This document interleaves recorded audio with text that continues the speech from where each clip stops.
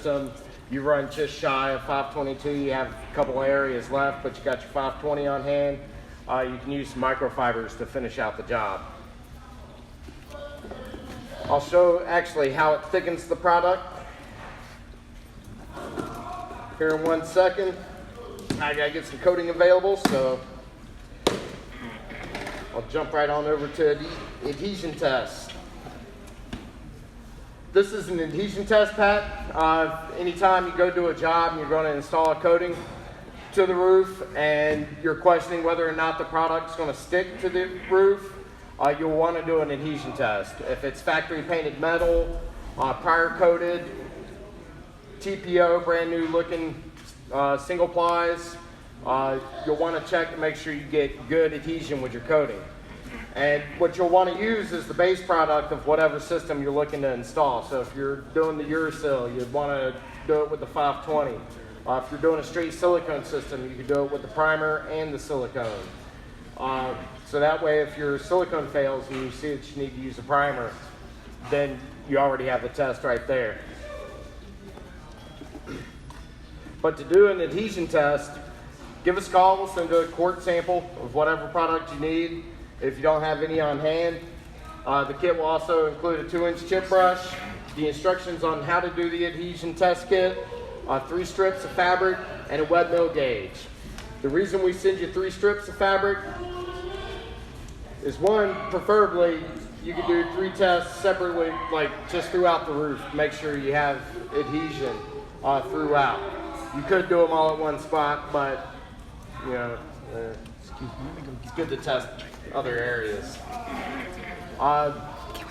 The other factor on why we give 3 of these is for timing. Because when you do an adhesion test, your coating may not adhere just right after 24 hours. It may take a week. It can take 2 weeks. It can even take 3 weeks for a coating to fully adhere to a surface. And if you do 3 tests and you go up there after a couple of days, pull a test, if you're not getting adhesion, you have 2 more to pull on later on down the road. You can come back in another week or propose a re-roof and a coating job and just have it contingent based on the adhesion test, and then when you go up there, as the job gets closer, you can go pull on it again just to verify that you got adhesion. The only thing we don't supply is a can opener, which I'm sure most of you guys probably have in trucks, or a screwdriver, or a knife. But when you do your adhesion test kit, first you want to make sure your surface is clean, because you're only going to be as good as what you apply to. So if there's a lot of dirt on the roof, you can skew your results because you're not actually adhering onto the roof. But you'll basically take the base product after the area has been cleaned and is dry. Because I'm doing 2-inch fabric, I'm going to try to get about 4 inches wide with my patch. And you want to apply it about 30 wet mills or so. Between 30 and 40, just enough to fully embed the fabric. Basically, make sure you have enough there to saturate it. And then when you place your fabric in, just make sure you don't have any wrinkles or folds in the fabric. You want to lay as flat as possible. And you just encapsulate it with the coating.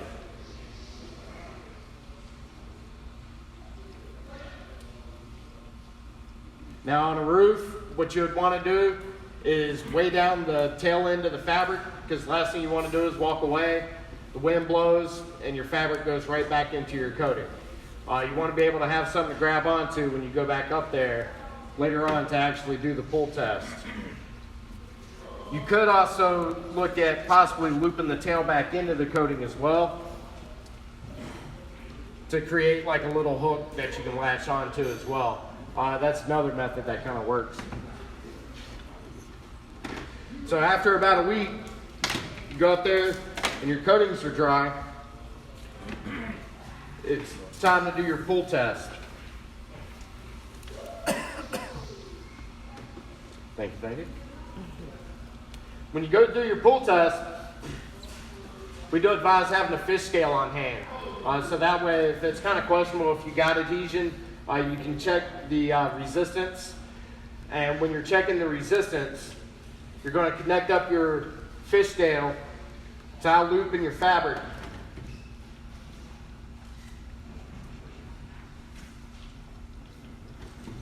And then just attach your fish scale to it.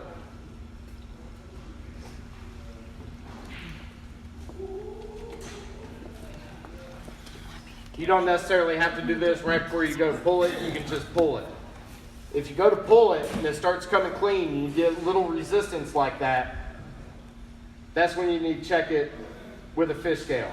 If you're getting some resistance. If you're not getting any resistance, I mean, you'll be able to do it by feel. If it just peels right off, you know you don't have adhesion. Either you can wait a little bit longer to see if it's starting to adhere, or you can go on with plan B. Choosing a different coating system, possibly a primer, or doing a re-roof, I guess. I guess those are your options. Don't go to brand X. But when you go to pull on your fabric, you're just going to pull it back on top of itself and get your reading. This is coming off so easily that I'm probably not even getting a pound. And I'm not. I'm at 0.8. So this is not a passing adhesion test. Now you go up to your fabric, you go and you pull and you're getting some resistance.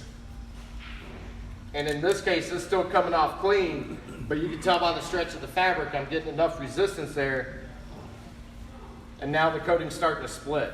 If the coating starts to split on itself, that's perfect adhesion. No fish scale needed in that instance. If you go up there to pull it and it's coming clean like this, but you're getting small blotches where the coating's starting to adhere, that is 9 times out of 10 going to be a timing issue. Just let your coating sit a little bit longer because it's still getting adhesion promoted to it. If after 30 days it still peels off, then there's no adhesion. Even if it was small spot here, small spot there, it just means the roof was just that close to being ready for a coating. Any questions on adhesion test? What's the minimum pull that you should read? 2 pounds per inch of fabric. In this case, because I'm using 2-inch fabric, you should get a minimum of 4 pounds of resistance when you pull on it. If you're using 4-inch fabric, then you need 8 pounds of resistance, and so on and so forth. Although you're probably not going to do it with pieces wider than 4 inches, maybe 6 inches at the max. But when you go pull it, rarely you'll probably need one of these because a lot of times you'll know right away. It either pulls off real smooth and clean, or it starts to put up a fight. And if it starts putting up a fight, then you're getting adhesion in there. Hey, Eric, Yes. why did it pass on one and not the other? We set it up that way. Nick has a magic wand back there in the factory that it's called a belt sander, actually.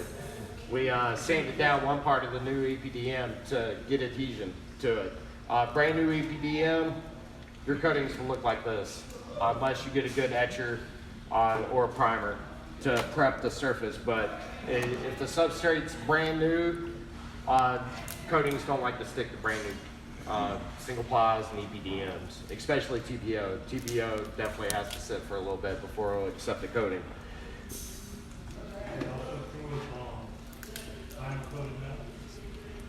Yes. Well, metal, vinyl, I'm not sure about vinyl right offhand. Kynar, yeah, definitely.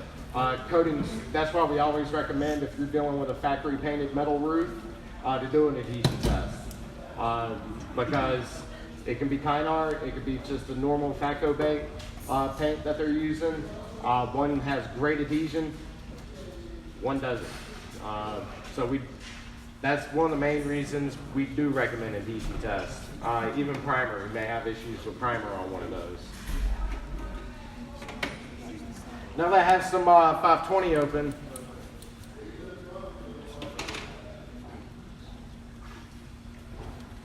The microfibers, when you go to blend them in with a coating, you want to start off at about a 20% ratio. So for every gallon of coating, 1 quart of microfibers. We do sell these in 5-gallon pails. So you can scoop it out with a little empty quart container or something. But when you mix it, you basically mix it to your liking to accomplish whatever it is that you're trying to accomplish. If you want it to sit on a perfect 90-degree angle with no sag, you'll add more. If you want it to kind of lay on you some after you apply it, you'll add a little bit less. Now with moisture cure products, it does start the curing process. So if you're looking to use this material, it's not something we would recommend blend in the shop and then drive around all day and wait to do repairs at the end of the day. Your coating will be a brick by that time. Just mix it on site to your desired consistency, apply, and then you're good to go. But that was just after a little bit of it. A lot of the fibers in this container are actually at the top of it. But that's how this material works. Keep in mind, you don't want to inhale this stuff. And because it's light and fluffy, if the wind's really blowing outside, you want to hesitate on opening the pail. The stuff will just blow all over the place. You definitely don't want to do that. Or transport it onto the job site in a little sample baggie either. Right. Might raise some eyebrows.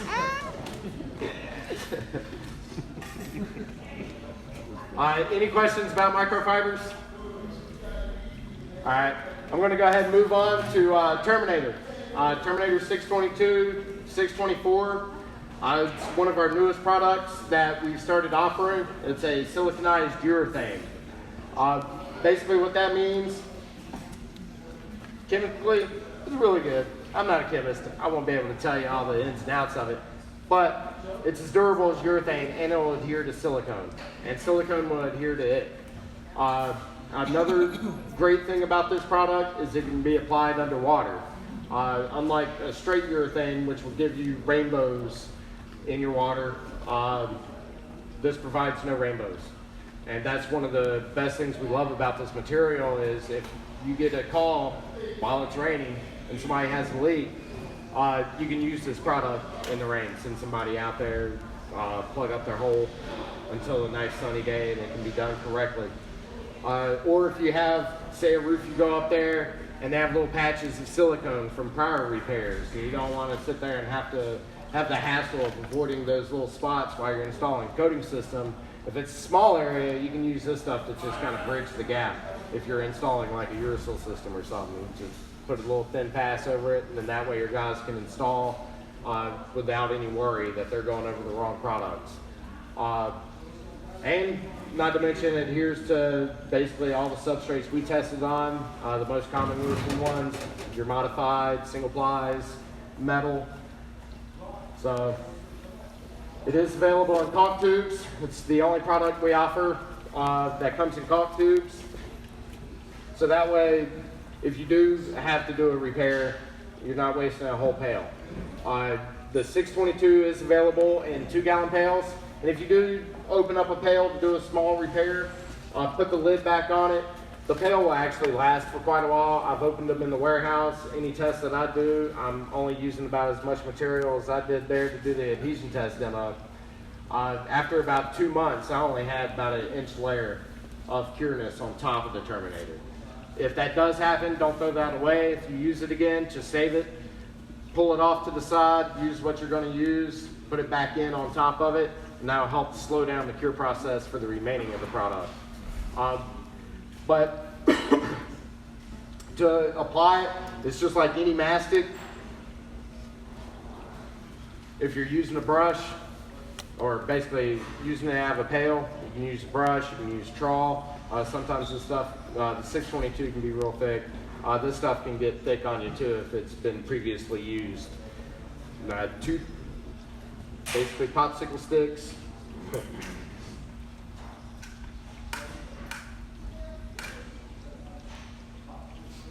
But if this was on an actual roof and that was the spot where the leak was coming from, say they're in New Orleans and a bullet went through their roof or something along those lines.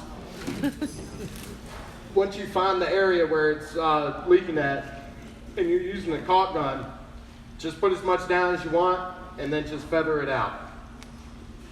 And if you're using a pail, you just apply it at whatever thickness you want, and you want to try to go out about 3 to 6 inches from where the leak is actually occurring at, just to help ensure that the coating gets a nice bond in between the substrate and where it's leaking at. So that way you're not walking away and there's one little spot there that it still allows water to go through. But once it hits the water, it's going to start curing. It is a moisture cure product. An application rate at this thickness, I mean, I can come back in here tomorrow, same time, and they'll be completely cured. It'll be a little slimy on the top, like almost like a pond slime kind of. But it's not the coating. It's actually, I don't know what it is. It almost feels like that mildew stuff that accumulates every time. But once it sits outside of the water for a little bit, it's good to go. Any questions about Terminator? No questions. All right. It does come white and green, or white and gray. Those are your two color options. Other than that, that concludes this portion of the demonstration. This next portion, we're going to go over here to do our hands-on portion. What's up? Oh. So I have a total of 64 spots. Looks like I don't have 64 people in here, but if you just fall in, each spot's kind of labeled. It has a set of gloves, apron, rag, 3 chip brushes, quartz